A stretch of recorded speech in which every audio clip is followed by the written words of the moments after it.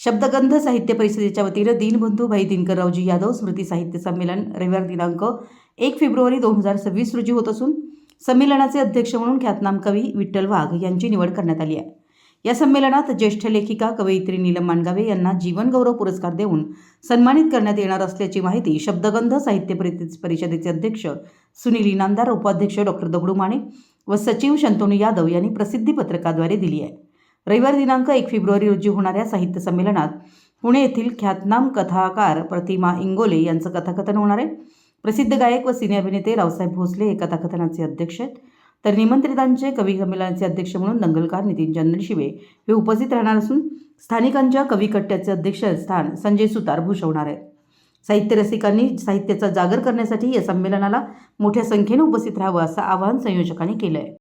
Marathi S न्यूजसाठी शिरोहून दिलीप कोळी।